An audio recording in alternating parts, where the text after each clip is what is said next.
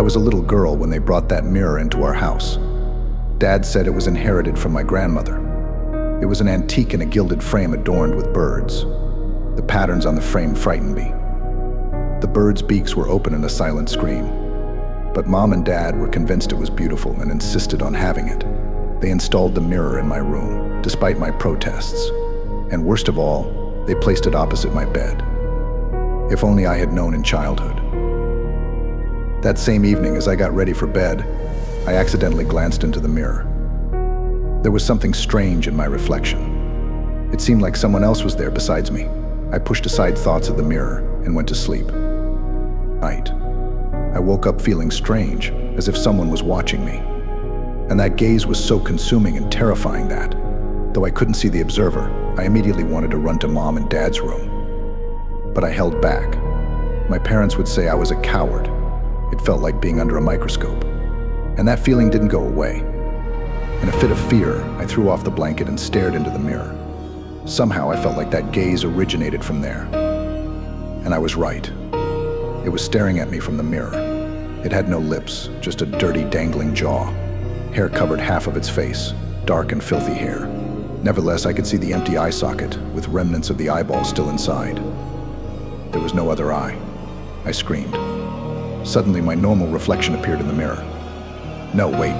Behind, in the corner, that thing sat, glaring at me from the mirror. I turned around. But there was no one in the corner anymore. Drops of sweat formed on my forehead from fear. I covered myself with the blanket, naively thinking it would protect me from the terrifying creature. Strangely enough, I woke up the next morning alive and unharmed. I didn't tell my parents anything. This continued every night, but it didn't touch me when I covered myself with the blanket. Apparently, it decided to play with me, realizing that I believed in the magical power of the blanket.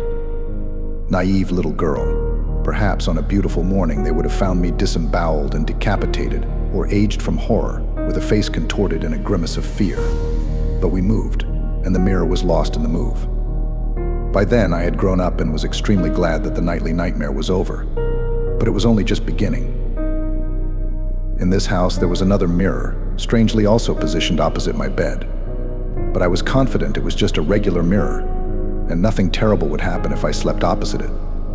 It wasn't my grandmother's mirror from our previous house.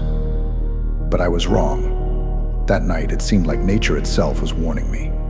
It was raining, and thunder echoed in the room. I felt that something was wrong, but couldn't understand what. I tossed and turned, and when I flipped the blanket to lie down more comfortably, my gaze fell on the mirror. Old acquaintances. It was devouring me with its gaze again. And apparently it got tired of playing games with me because the creature pounced on me from above, and I felt its claws scratching my sides. I nearly drowned in blood. My vision darkened, and with my last strength, I let out a piercing scream. Immediately it felt lighter, and the weight disappeared. I woke up. My sides burned with fire, and it was hard to breathe. I ran my finger over my stomach and felt the marks. After that, we removed the mirror, and for a month I was afraid to approach any mirror at all. 10 years passed, and I grew up completely. I have my own apartment. I just moved there. And you know what? I completely forgot about that nightmare. But then I received a package from my parents, and a letter.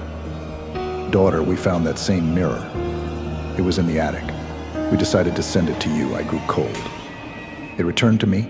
I unpacked the package and looked into the cold, shiny mirror.